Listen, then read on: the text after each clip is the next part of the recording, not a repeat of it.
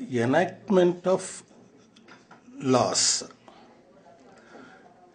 As we are aware, any and every state or the country can run the administration only through effective laws.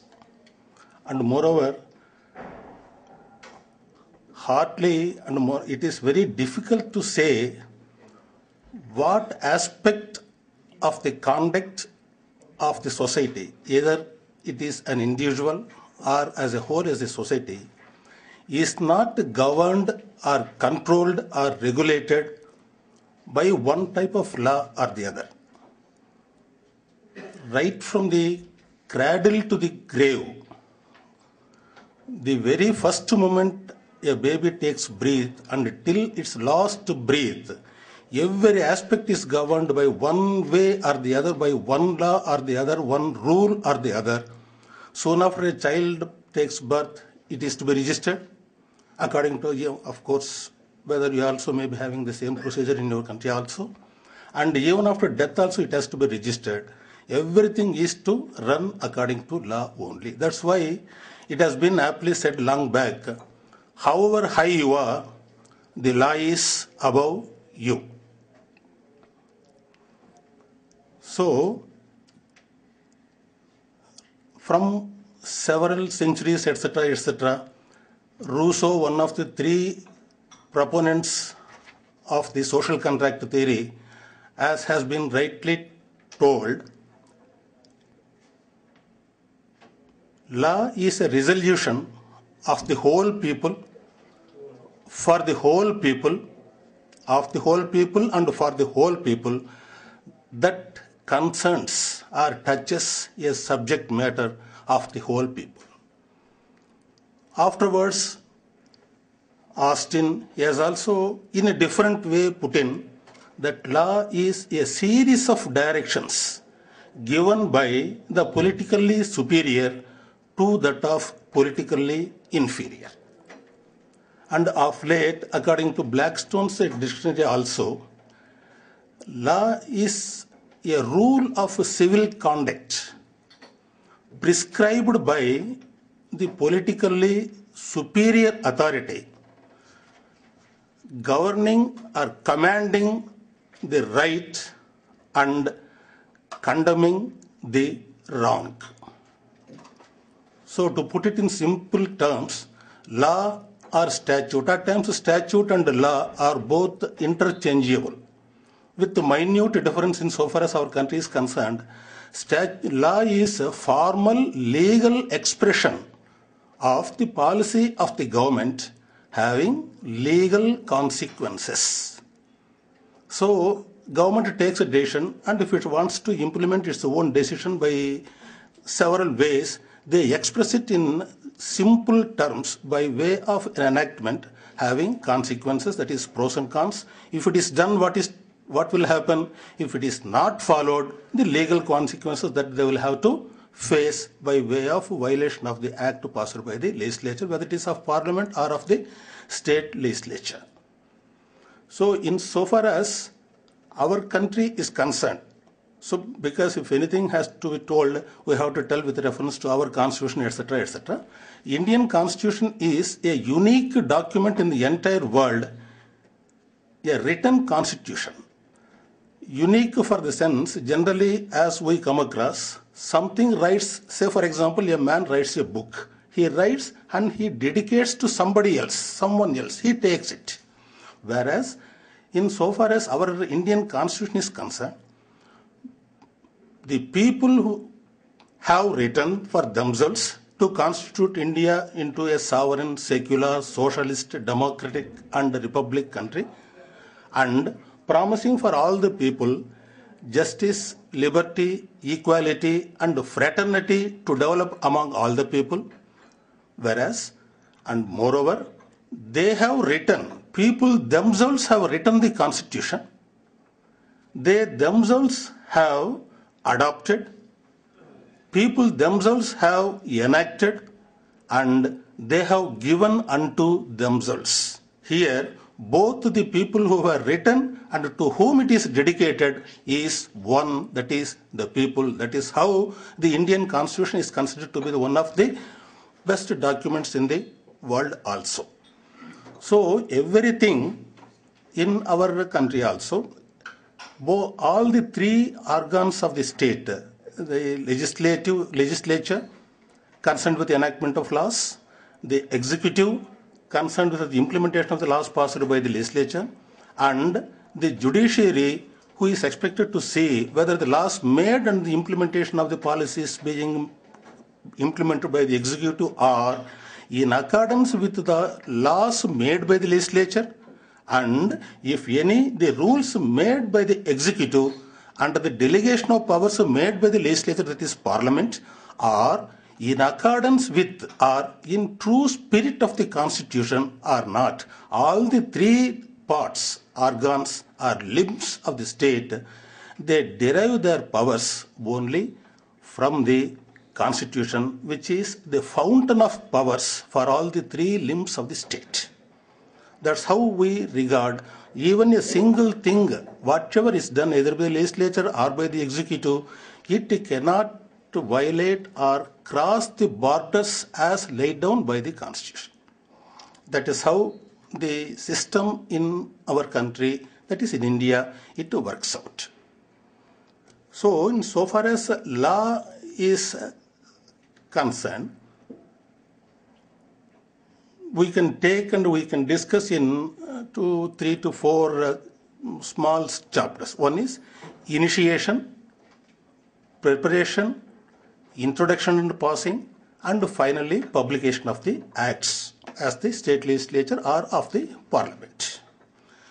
Basically, the constitution provides for 3 lists. That is, in the 7th schedule, we have got 3 lists.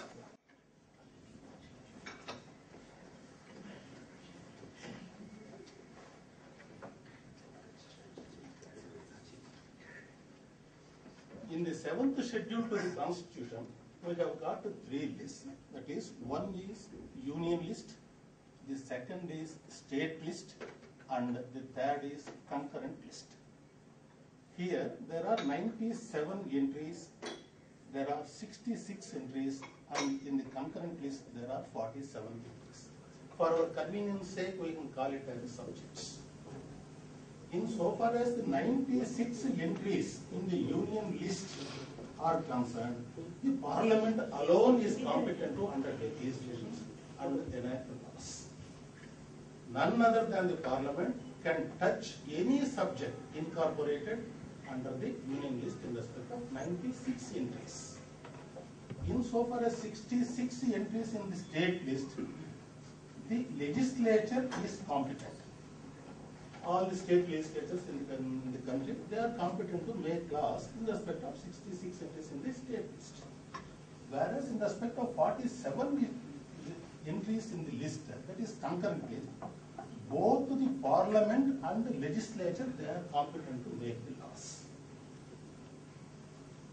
One is only parliament alone, this is legislatures of the states, and this is both either the legislature or the parliament, they are competent to undertake legislations on the subjects, that is one of the entries in respect of 47 entries in concurrent list.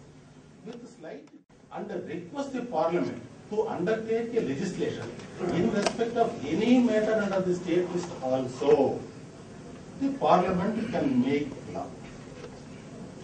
That is an exception.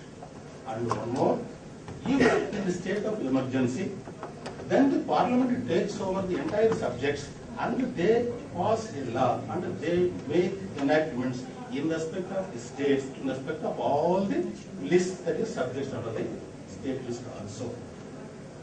Am I clear, sir? This is the third one, both are competent. Naturally, when both the people are competent, repugnancy will arise, conflict will arise. In such a case, say for example, parliament has made one law and the state is also competent, they also want to make a law on the same subject, but they are not accepting to the provisions made by a law in the parliament. they want to have their own provisions, etc., which are not in consonance with the provisions made by the law, by the Parliament. Then, in case, if the legislature passes a law, that is a bill, if it is submitted to the President, and if the President gives his assent to such a bill as passed by the state legislatures, which are not in consonance with, that is repugnant to the provisions in the law made by the Parliament, then the law made by the state will prevail over the law made by the Parliament. Okay, sir? Yes. So that is the provision, special provision in respect of the Constitution is concerned. Sir, the 97th one. 97. List, the 97th list. Yes, yes. So, subject there can, may not be limited to just one. They can Yes. be many new. Yes, yes. Any item which is not mentioned either in the state list or in the concurrent list, uncovered matter so far, if anything comes new, unforeseen, unvisualized, etc., then the Parliament is having that residuary power, that has got power to make law on the subject. Nobody can question that it is not within your competency to make the laws, etc., etc. And that is technically called residuary power. Yes. Thank you, sir. That is in respect of this. Yes. So these are all the issues, and moreover, Parliament has got to certain from Articles 245 to 256(5) of the Indian Constitution deal with making of, that is legislative relationships between the state legislatures and the Parliament. So one is Parliament alone, this is state legislature alone, but at certain times and by way of resolutions passed by the state legislatures in respect of any matter that are incorporated in the state list, the Parliament can make a law that prevails over the state. At times it happens so, during emergency also, the Parliament will take the power of making a law in respect of the subjects enumerated under the state list, and where certain laws are passed by the Parliament, on the request made by 2 or 3 legislatures in the state, it is applicable only to them. Whereas a provision is made in the Constitution to the effect that even though initially on the request of 2 or 3 states the Parliament has made a law, the other states also may adopt by passing resolution that we are adopting the central law in respect of the state for our states also. This is concurrent list. Both the legislature and the Parliament are competent to undertake legislation.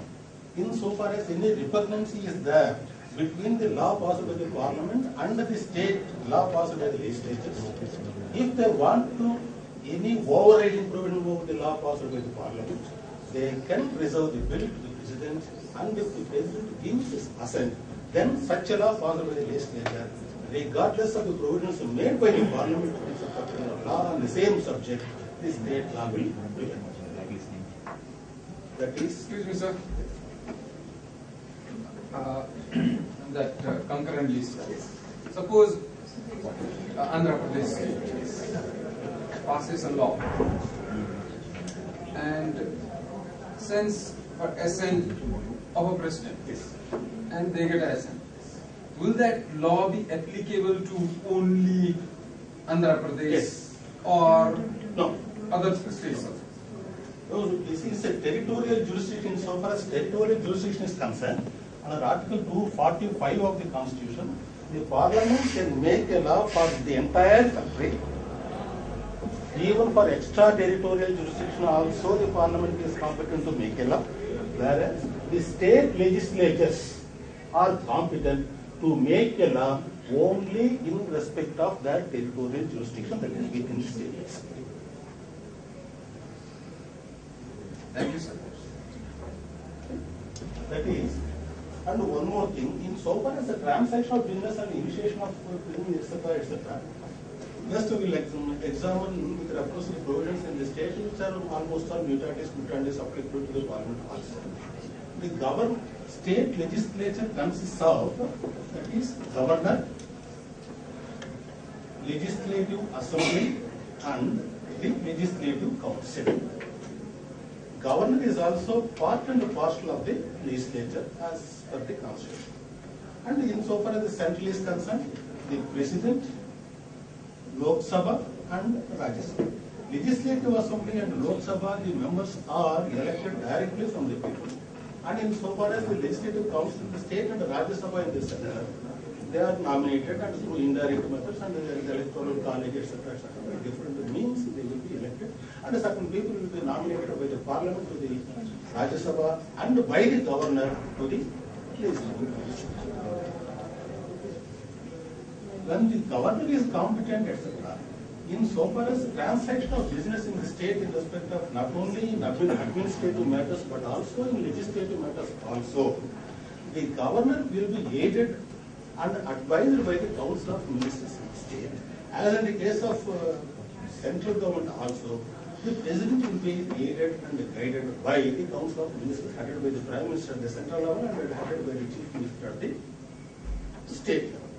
Whereas in Parliament is concerned, the central government is concerned, almost all the advice made by the Council of Ministers shall be binding, and naturally he will accept all the recommendations, and that is a little bit liberal in so far as state government is concerned. And in respect of certain matters, the governor is required to act in his discretion, except for those matters where he is required to act in his discretion.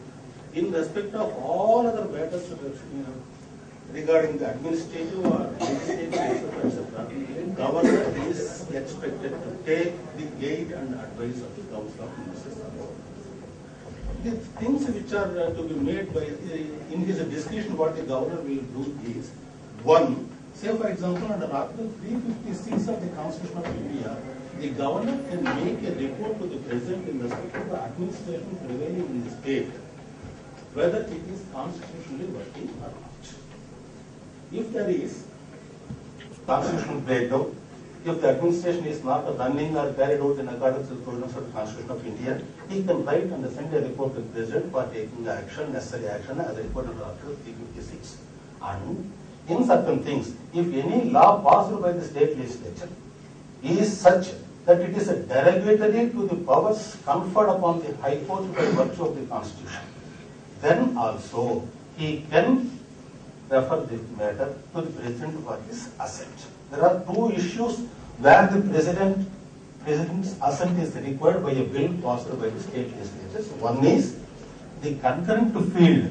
Whenever the laws made under the concurrent field, if there is already an earlier law prevailing in the country, and if the powers, the law passed by the state legislature is having such provisions which are derogatory to the functions and the powers of the High Court, then also he may reserve the bill for the president, and certain other aspects there are where the bill passed by the legislature shall have to be reserved by the governor for the assent of the president.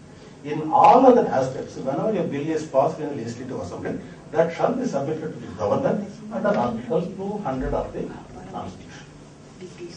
Only in the certain aspects, the bills passed by legislation shall be submitted to the president for his assent, consideration and assent of the president. In all other matters, the governor will give his assent. Then the bill passed by the state legislature shall be published as an act of the state legislature. Regarding the procedures to be followed for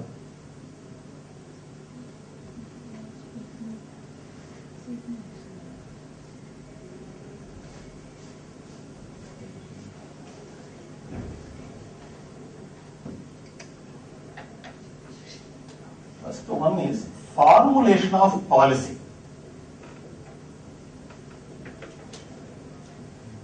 First of all, the concerned administrative department, as in the case of either it is in central or in the state level, the department's disposal of business shall be depending upon the rules made by the, say in the case of government, state government, under Article 166.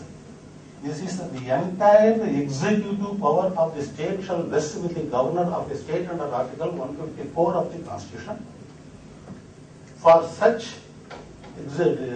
discharge of his functions and performing the functions and duties of the governor, there shall be a council of ministers headed by the chief minister to aid and advise, except those in respect of which he has to act in his discretion. So, for convenient transaction of business and for allocation of business among the ministers appointed by him to discharge their functions, he has to make certain rules under Article 166. And likewise, he has made certain rules in the state. They are called the government business rules, according to which the entire, all the departments and secretariat in the state level, and this is different from at the central level, they are governed by certain rules made by the president. So, according to those rules only, every file shall be initiated either for administrative decision or for carrying out the administration of the state or for undertaking any legislation so far as the state legislature is concerned. First of all, the first step is formulation of the policy. The administrative, say for example, education department wants to undertake legislation in that department in respect of the education budget. They will have to consider administrative considerations they will have to keep in view. Then financial considerations also they will have to keep in view. No doubt, administratively they are prepared. No doubt, financially they are sound. Simply because both these things are present, it doesn't mean they can undertake legislation and implement. There must be political will also. The party in power also must be willing to undertake such a legislation and to implement the policies as are being taken by the government. So, by taking all these three things into administrative considerations, financial considerations, and political considerations, first of all, they will have to formulate a policy in the administrative, whether it is in Panchayat Raj or rural development or municipal administration or education, whatever it is. They have to formulate a policy. Then it will be referred to the law department both at the center and the state. Then the law department will examine the issue whether it is, first of all, whether there is any necessity to undertake such a legislation. At times on examination, it may come to be proved that a simple amendment to the existing rule or simple amendment to the existing act will suffice. There may not be absolutely any necessity for undertaking a fresh legislation. In case on examination, if it is found that there is a necessity to undertake a legislation by the legislature, then the competence of the state legislature they will have.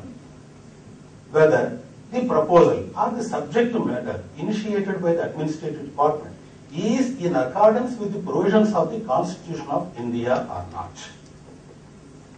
Particularly those with reference to fundamental rights. In our Constitution there are two chapters. That is, Part 3 deals with the fundamental rights which are justiciable before any court, that is High Court and the other courts.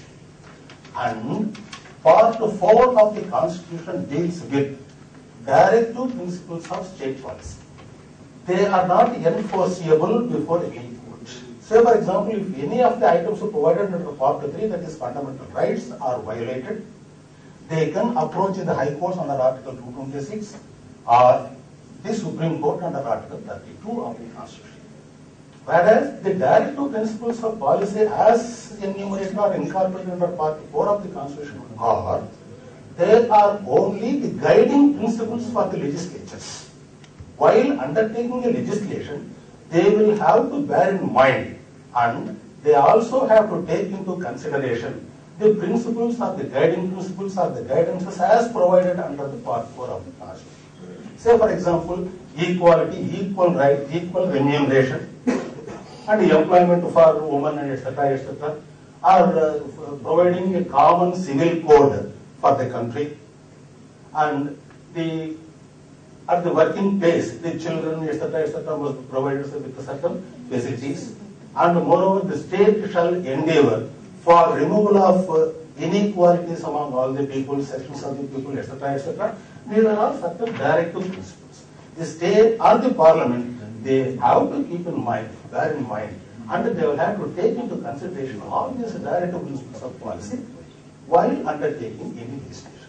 If they have not taken into account or consideration while making laws, they cannot be enforced in any court. Whereas in Part 3, that is fundamental rights as incorporated in the fundamental rights, if it is violated, straight away they can approach the High Court or the Supreme Court and ask for its rights. So whether the subject matter initiated by the administrative department is in accordance with the provisions of the Constitution of India, or particularly those with reference to the fundamental rights as incorporated under Part 3 of the Constitution, and whether it is competent within the competence of the state legislature under the state list as just now we have discussed, and whether it is in the concurrent list when we take or not. If it is in concurrent list, whether already there is a central law or something else.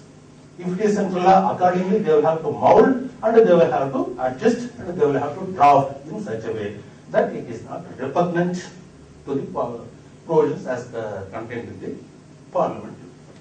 So after this, they will advise the administrative department to go ahead. Then the third stage is, this is only this decision to the formulation of the policy is taken by the administrative department at their level. Next, this level, the law department will give LP note, that is called legislative project note, whether it is competent, within the competence, or whether the government is capable of, whether there is any need, if it is to be made, undertaken under what provisions of the Constitution, etc. As it is in detail examined, it is called legislative project note. Then the administrative department will have to take the approval of policy. Finalization, that is approval, finalization, first stage. If it is in the Parliament, that is central government, the President has to give, Prime Minister has to give, finalize the policy, and if it is in the state, the Chief Minister shall have to give his approval for finalization of the policy as emanated in the administrative department and consulted with the law department. Afterwards, any policy or anything which is to be introduced in the Assembly or the Parliament by way of a bill shall be only with the approval of the Council of Ministers. So, when the CM, Chief Minister or the Prime Minister has given his finalization order, the concerned department will have to prepare memorandum for the Council of Ministers, for placing before the Council of Ministers for taking a decision. They will have to prepare memorandum for Council of Ministers.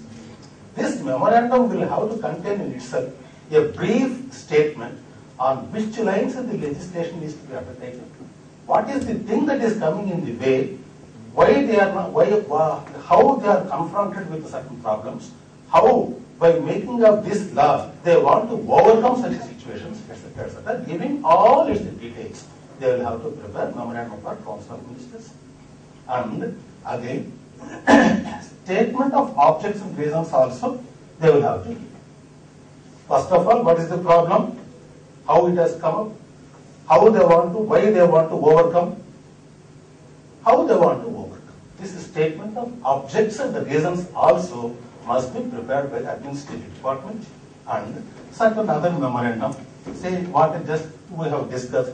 If a bill is passed, whether it is to be submitted to the governor for his assent, whether it will suffice if the governor gives his assent about the bill passed by the legislature, or it requires to be submitted to the President after the bill is passed. This statement also they will have to give. And one more thing, financial memorandum we call it. Because in so far as financial memorandum is concerned, say if the bill as is being introduced in the Assembly or the Parliament, if it is enacted and at the time of implementation of the provisions etc. of the Act, if it involves expenditure from the consolidated fund of the state.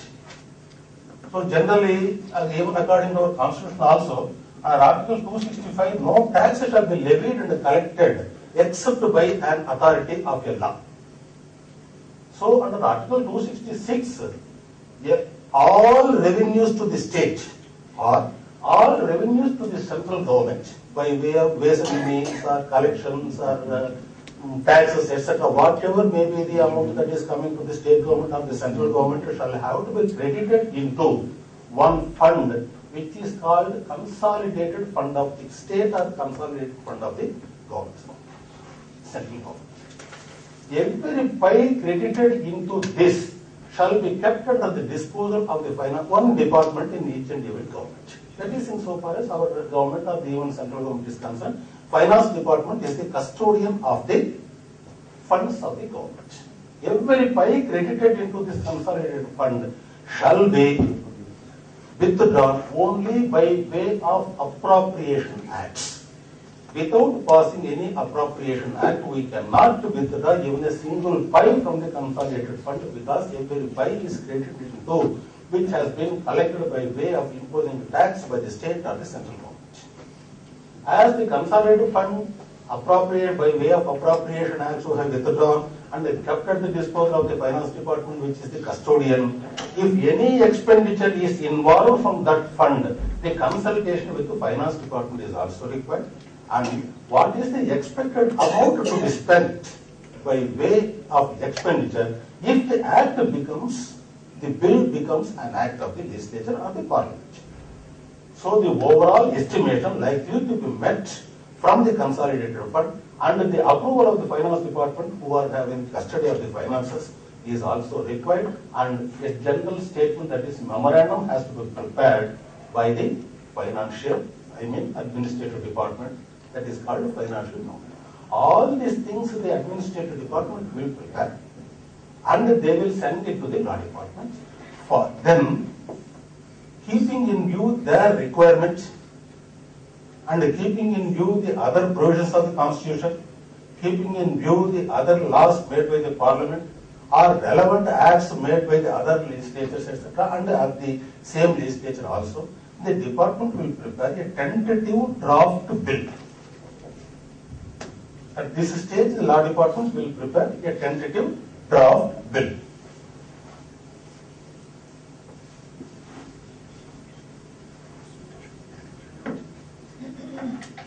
After the tentative draft bill is prepared, it will be sent to the administrative department. At this stage, it is open for the administrative department to have consultation with any other agency or any other bodies to whomever they are interested, and they have got any specialized knowledge, etc. Afterwards, then the approval of the policy. First is formulation of the policy, then finalization of the policy with the consent of the chief minister or the prime minister. Now the approval of the policy from the council of ministers. It is the same both at the state level and the central level. After that, in case of a state, if it is in the concurrent list or something else, prior consultation with the government of India is required. Because in case of the bill is passed, it has to go to the government of India for receiving assent of the president. At such a stage, it will enable the government to get the assent very freely, without any problem. So, at this stage, it requires the consultation with the government of India. If it is in government of India, there is no problem. Straight away taken. There is no such necessity of consultation with other agencies. You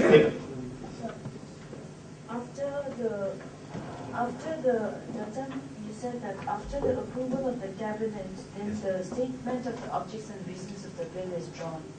Before approval of the cabinet, that is council of ministers. Then after that, are you saying that you have to send it back to the administrative department? Is Yes. that administrative department, for example, in this case, the education department, is the administrative department the education department? Yes, let us see. So administrative department, say for example, in central or the state, there are 30 departments. Law department is one. Other than the law, all the other 29 departments are considered to be the administrative departments where they initiate proposals for undertaking the legislation.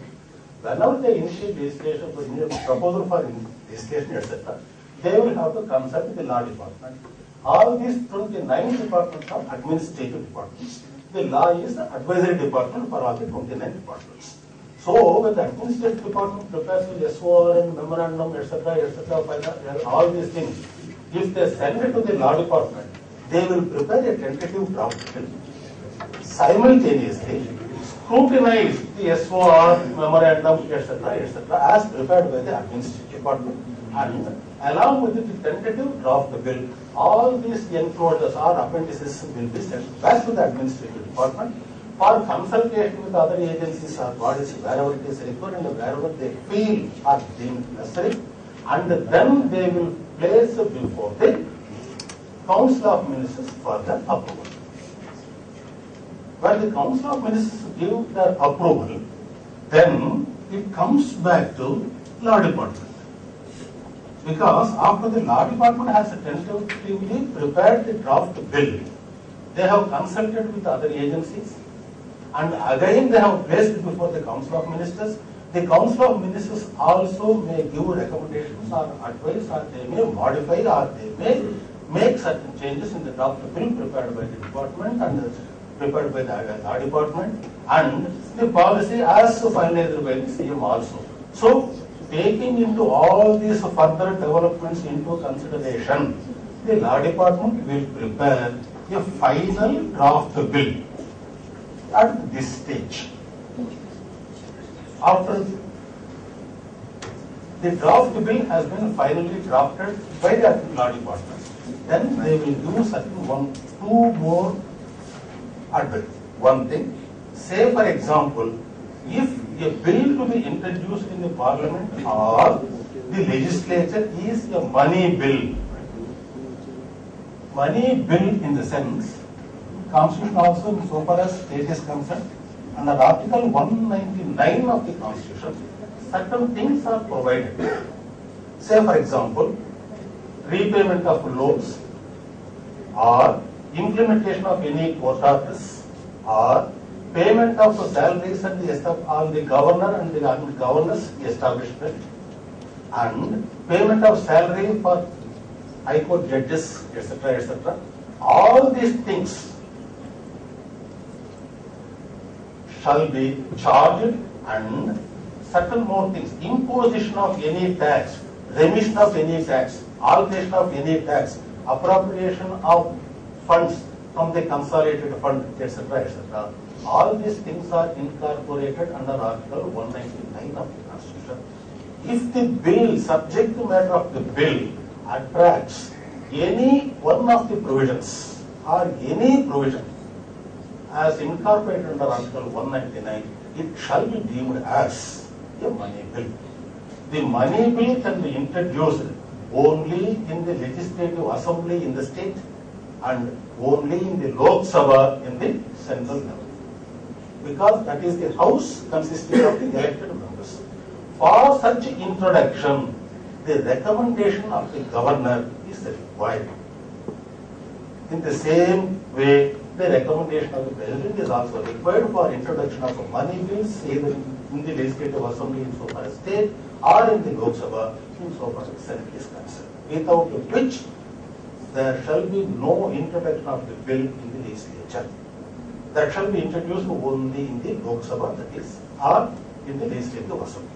Number two, if the bill is passed and enacted, if it involves any expenditure from the consolidated fund of the state or the consolidated fund of the center, the recommendation of the parliament at the center and the recommendation of the governor for taking the bill into consideration in the respective houses is required, without which the houses cannot consider the bill or take the bill into consideration for passing in the respective houses. That is for general bill other than finance. For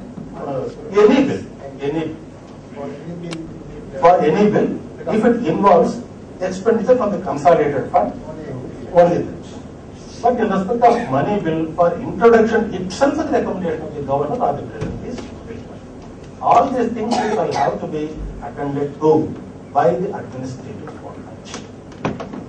Then, at this stage, it is finalized by the law department along with the other memorandum.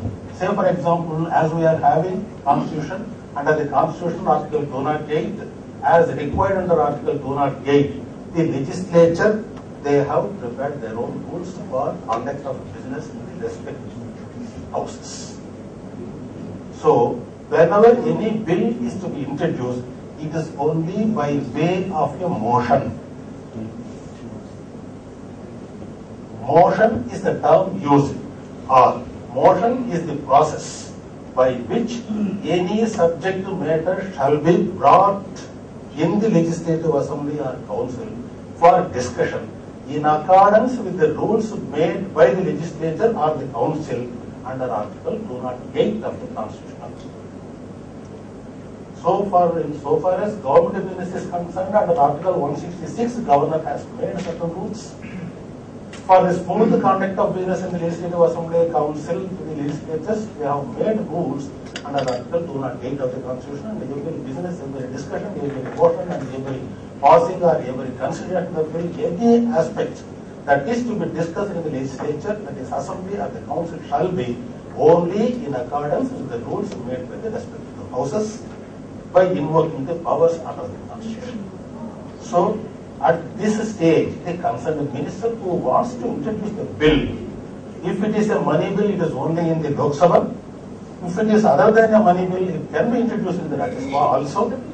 Then the concerned minister has to prepare notices of motion. One is notice of motion for introduction in the House. Along with the bill, they have to prepare number of copies as required, depending upon the number of people, that is Lok Sabha, Rajya Sabha, etc., etc.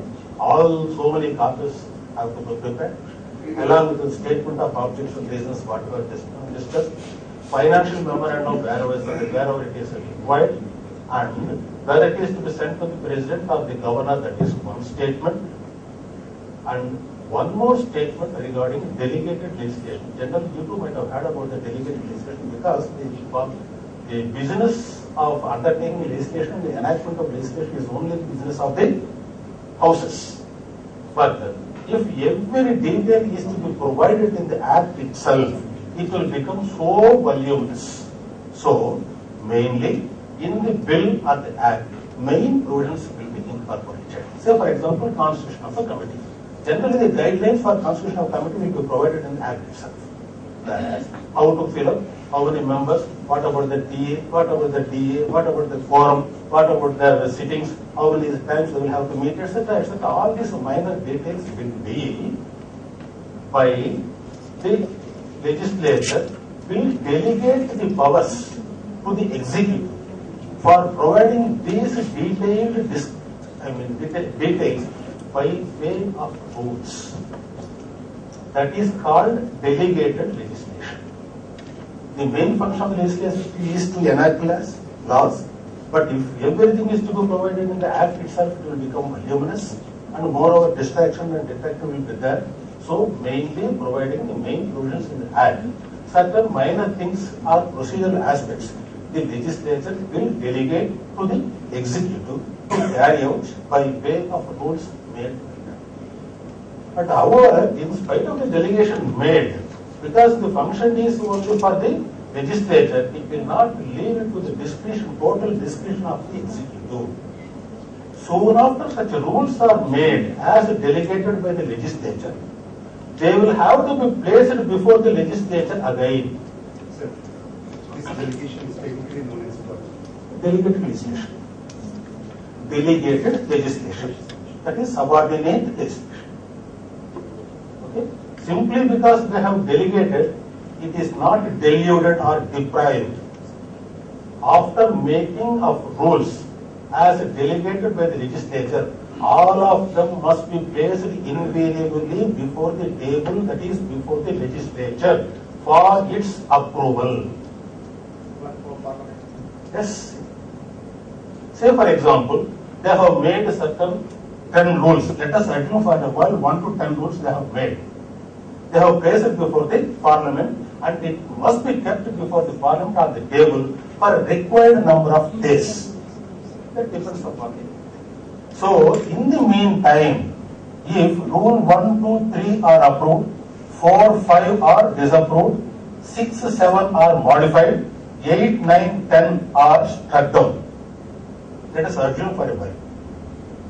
In such a case, whenever it is modified, it shall come into force in such a modified form from the date of modification. If something is struck down, if they have not accepted, they will not come into operation from the date of their striking down. If it is modified, it shall come into force in such a modified form only from the date of approval by the legislature. So generally we may entertain a doubt. Say for example, in the meanwhile, if some action has been taken by the executive according to the rules made by them, what will happen to them? Then that is a provision in the Act itself, will be provided in the Act itself. That anything taken, any action taken in the rules so unmodified will not be affected. So whatever action has been taken by the executive in accordance with the rules provided by them, they will be enforced. The modified form or amended form or the altered form will come into force only from the date of their adoption, modification or alteration, etc., without affecting the action taken already by the executive in accordance with the rules framed by them before placing them before the legislature or the Parliament. So this also has to be prepared, a list in the Act. What are the sections? Say for example, generally, soon after the acts are passed, the bills are passed, if it becomes an act, it will not come into force immediately, whether you might have come across or something else. At times it happens so, in the act itself there will be provision, short title, extent and the commencement. Short title in the sense, by what name we want to call that particular act, that is short title. Extent, whether it extends to what extent, whether to total country or total state or restricted places or only for the selected places, that is extent. And the commencement, whether it commences immediately or whether it is left to the discretion of the executive to bring into force the provisions of the Act on particular date, on or only whether particular provisions, etc., etc. Then that provision contains, it shall come into force on such a date as the government may by notification appoint in the Gazette. It is left to the discretion of the executive to select places or to select provisions or select everything, etc. And they can bring different provisions to different parts at different dates. That is notification. This is also a delegation. All such notifications also must be placed before the legislature. That is a delegated legislation. Okay. So like this, first of all, one bill copy. If expenditure is involved, financial memorandum, and the purpose for which it is taken, that is whether reasons, problems, how we are supposing, how we want to circumvent the problems, and what are the measures we want to take to overcome the problems, that is statement of observation reasons. And after the bill is passed, whether it is to be goes to governor for his assent or the president, like that, then the delegated legislation. What are the provisions of the sections? They are delegating the powers to the executive by the legislature, that is Parliament to the executive. So all these things must be prepared. Number of copies depends. Say for example, 500 members are there in the Lok Sabha, 500 copies. All these things must be prepared. Each due copy has to be signed by the concerned minister who wants to introduce the bill in the House. He has to sign each 2 copies. After that, for introduction, a notice of motion has to be prepared and signed by the concerned minister. Then, by enclosing all these 500 copies, etc., along with the signed copies of concerned minister, each 2 copies, that has to go to the Lok Sabha Secretariat or in the case of state legislature, legislative assembly secretary. If once the notice of motion, that is introduction, is accepted by the speaker in the legislature, that is given in the Parliament also, that shall be published as bill by giving a number in the Gazette. That is called Lok Sabha, Legislative Council, that is Rajya Sabha bill number, Lok Sabha bill number, that will be published in the Gazette and that will be circulated among all the members in the House. Then from now onwards, the property belongs to the houses. The executive department has got nothing to do with this. I mean, nothing to do in the sense they will have to follow. Now, after the bill is given a number in the Lok Sabha, Rajya Sabha, Legislative Assembly or the Council and printed in the official Gazette, Government of India Gazette in case of central and the AP Gazette in case of state government, then that will be distributed among all the members of the House. Then the minister has to give a notice for taking the bill into consideration.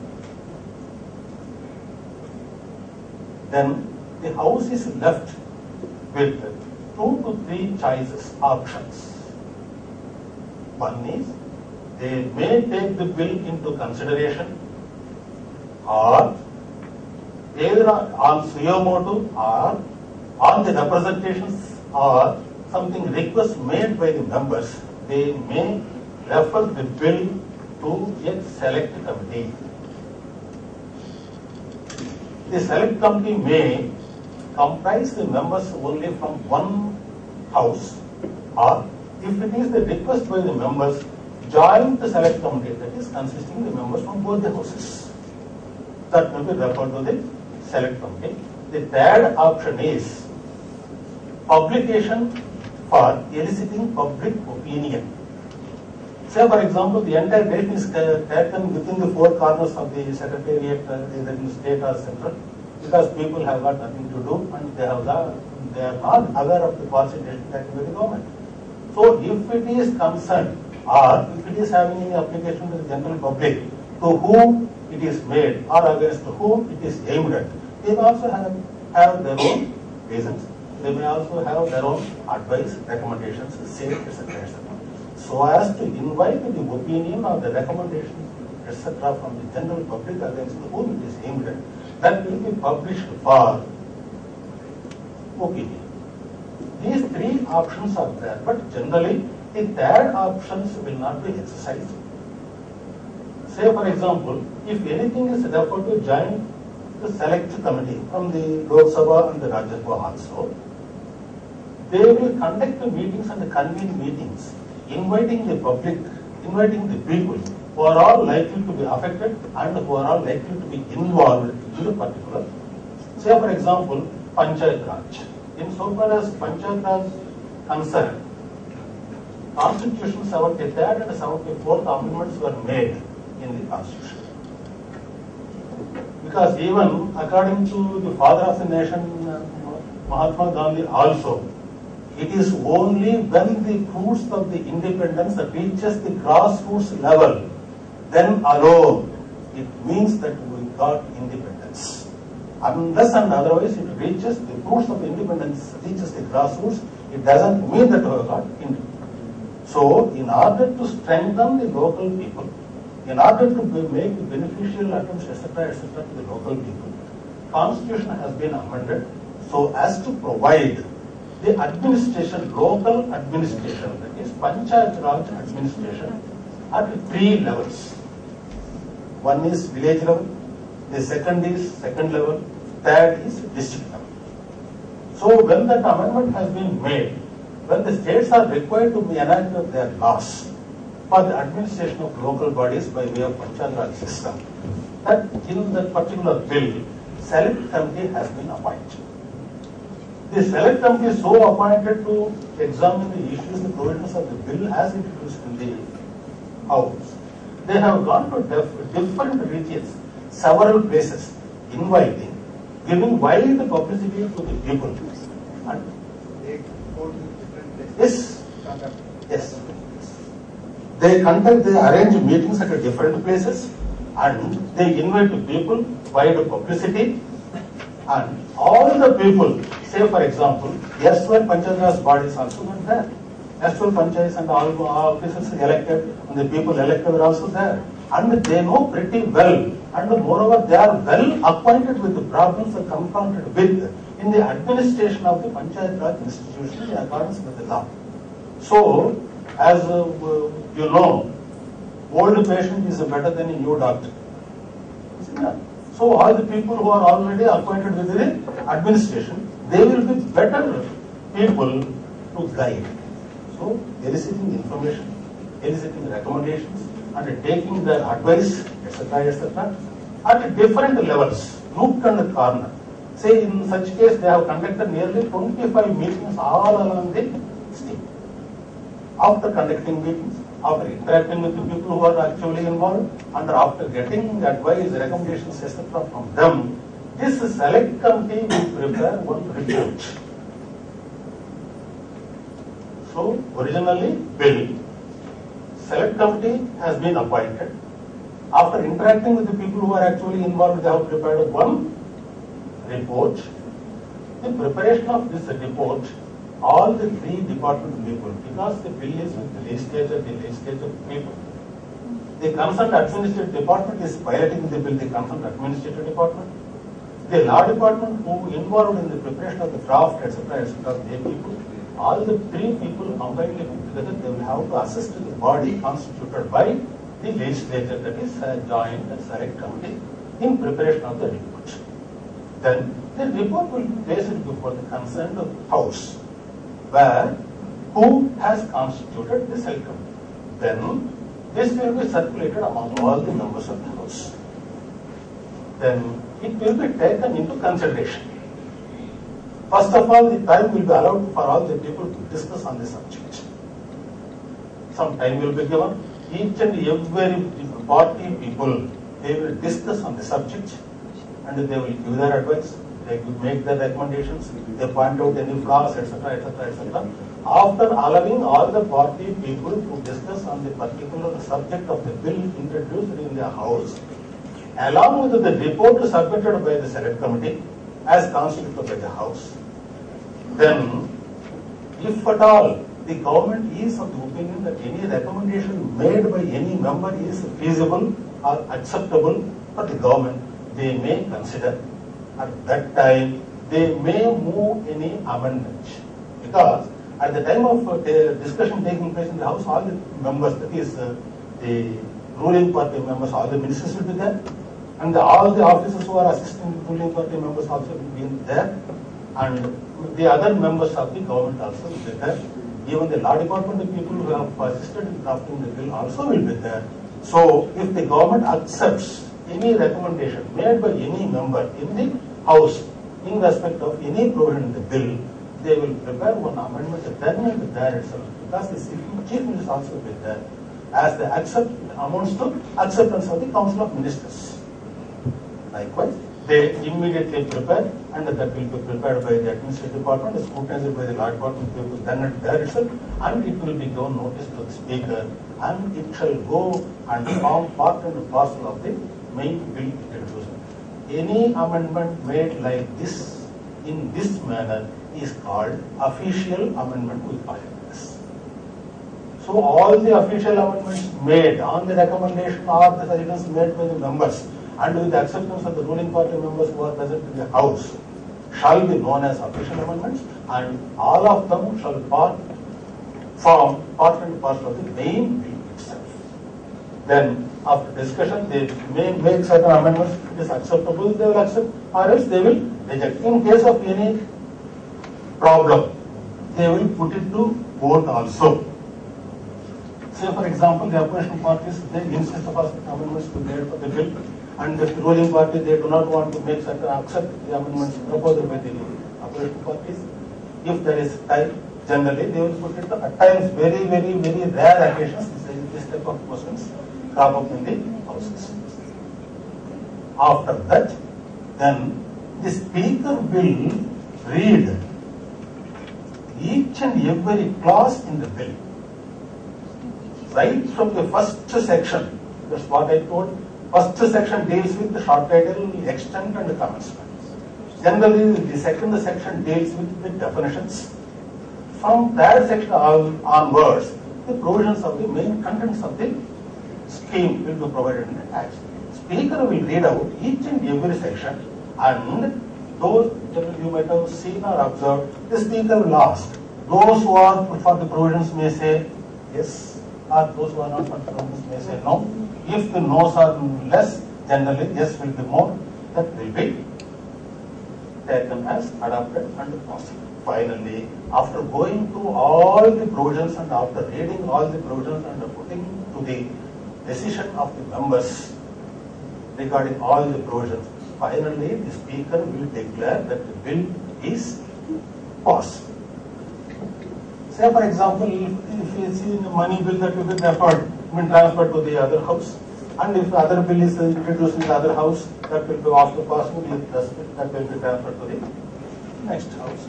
The same procedure will be there after both the houses passes the bill. The speaker of the house and the chairman of the other house, both of them will sign on a bill, that is assent copies they call it, and they authenticate with the signatures. Speaker will say the bill has been passed in the Lok Sabha on so and so date, and the bill has been passed in the Rajya Sabha on so and so date.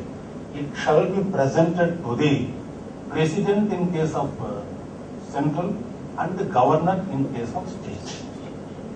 Then the Governor will again request the concerned law secretaries in the governments for their advice. So and so bill has been passed by both the houses, has been submitted to me. Whether I can give my assent or what is your advice upon it. Then again the law secretary will have to examine with reference to the provisions of the constitution, particularly part 3 fundamental rights, the competency of the legislature, etc. And he will prepare one note and will submit. Law secretary, the concerned as we are examining under the education department, the education department secretary, law minister, the concerned department minister, the chief minister, and the governor.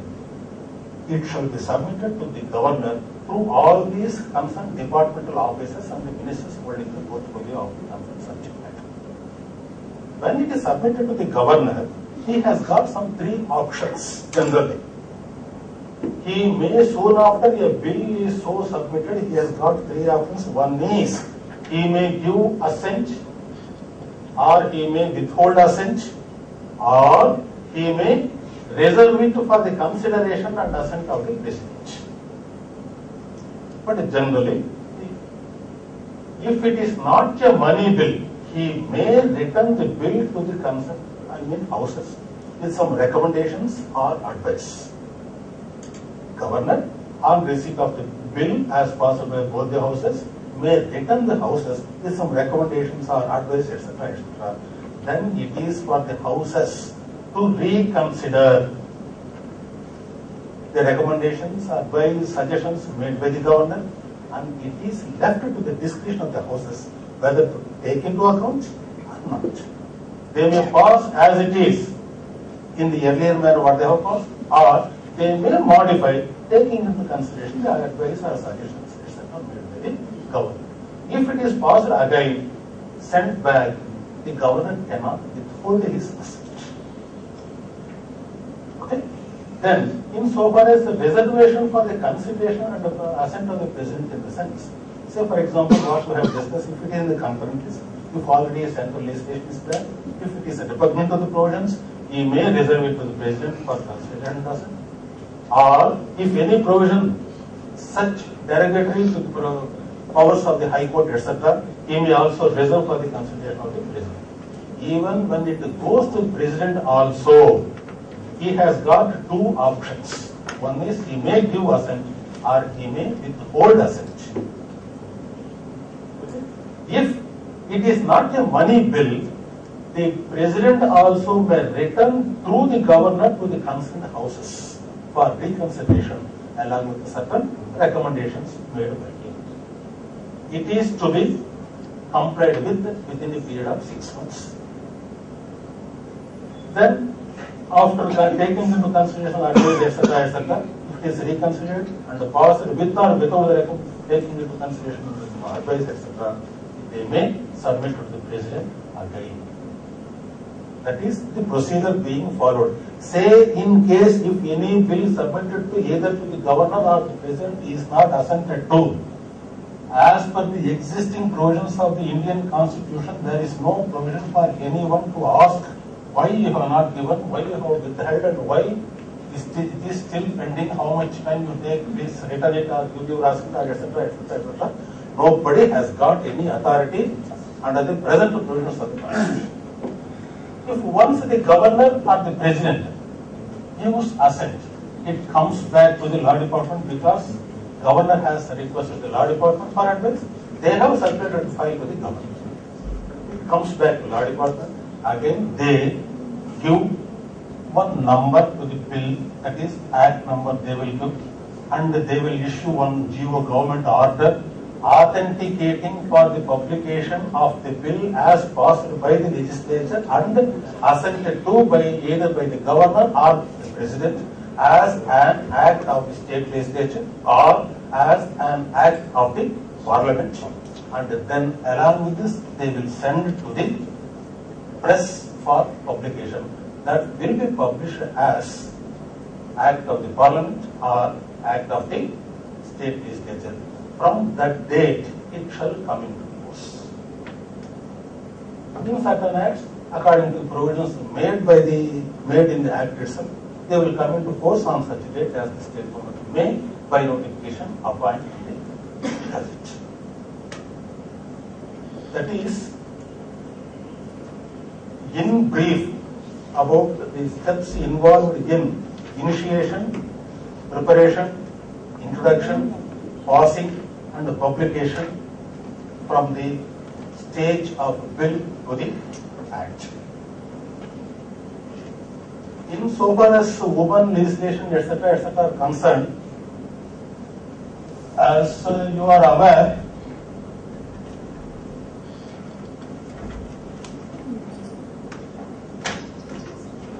generally even the Constitution of India also prohibits under Article 14 all the people, the state shall not deny to any person the equality of law and the equal protection of laws. That it denies this number. Article 15, the state shall not discriminate any citizen basing only of race, religion, caste, sex, place of birth, or any of them. It is a general prohibition as incorporated under Article 15 of the Constitution. But under the same article, one leverage is given to the governments under clause 3 that the state is not prevented from making any special provisions or any beneficial acts in respect of for the welfare of the children or women. That is one thing.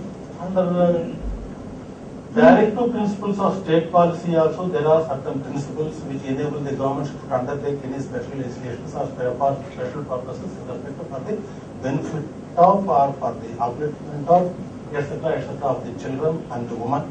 And even Article 51A deals with the fundamental duties of the citizens in the country.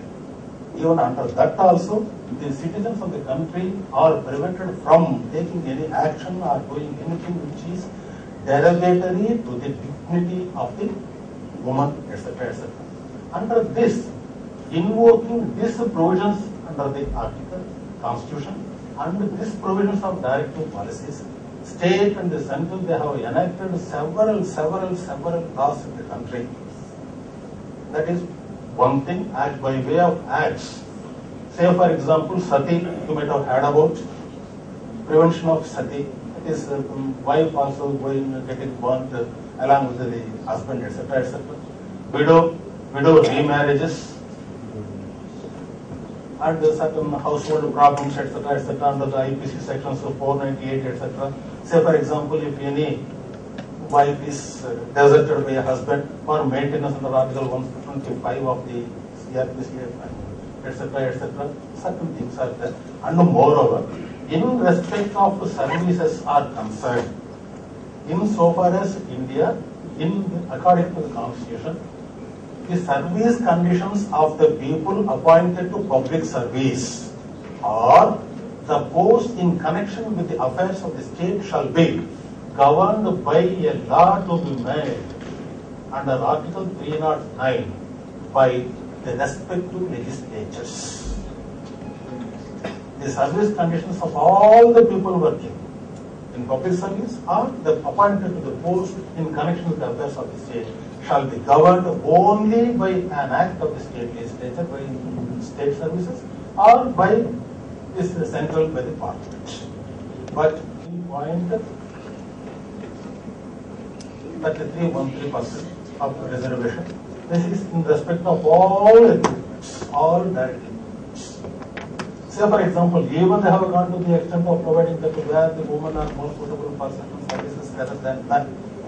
All the posts, majority of the posts may be filled up by the woman, and where women and men are equally eligible, to the extent possible, you provide a reservation. Like several laws were made in respect of for the betterment, for the upliftment of women in the state and the central level also. This is in brief what we could discuss in respect of the limited time available for us. Hope you have understood, and it is for you. Now you are welcome for any doubts and that. Something which is not covered here, which is at the moment we have problem in our legislative procedure. In terms of private member bill, I mean, if you can give us in nutshell, in brief, like here with respect to the bills initiated by all these steps, formulation of policies referring to the law department, approval, then council of ministers and all. Whereas in case of private members bill, what will happen? What would be the fate in the future of the bill introduced by the private member other than the how it is being initiated, and here our concern is, suppose if there is no particular procedure or rule, any member can come up with a bill which is within the jurisdiction of the government issue. Generally, according to the rules made by the legislatures under provisions under the Constitution, any member can introduce a bill in the House. Any member can introduce a bill. And the member, insofar as the treasury benches are concerned, the concerned minister shall be the member in charge to introduce the bill. Other than him also, any member in the sense, any elected representative or nominated representative who is sitting in the House is also competent to introduce any bill in the House. If it, then it is non-official bill. A bill introduced by a private member is a non-official bill. A bill introduced by the ruling party, that is called official bill. Say for example, if any private member intends to undertake a legislation and make and ask the government to undertake a legislation on a particular subject, he prepares the draft and he introduces the bill by way of giving a motion, etc., and with the permission of the speaker that will be introduced. Soon after a bill is introduced, that concerned house will refer the matter to the government, that is the particular department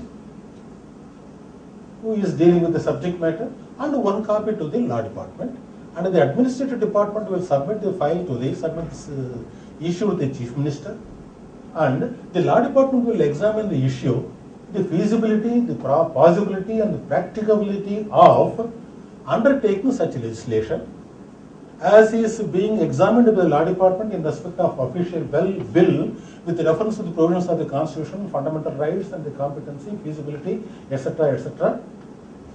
In respect of the non-official bill also introduced by any private member and referred to the law department, the same examination will be done by the law department and that will be sent to the concerned administrative department for taking a decision. Then the administrative department, so off the record or something else we can tell, the government will never want to give the credit to a private member to have the credit, because if at all they want to undertake a legislation on a particular subject, they themselves will undertake. Say for example, if private member's bill as introduced is accepted and passed, the credit goes to other person who is not in the power. Will any ruling government can afford to give such credit or credence to the private member? So in such a case, they themselves will undertake. On examination, if the law department advises on the feasibility and the possibility and the competence of the state legislature or the parliament to undertake such a legislation on the subject matter as introduced by the private member, if it is possible, the government themselves will undertake the legislation. And to my knowledge in the state so far, no such legislation has gone to the stage of act. The same procedure will be followed and the decision is left to the discretion of the administrative department whether to undertake on the same subject and the same session or some other session. So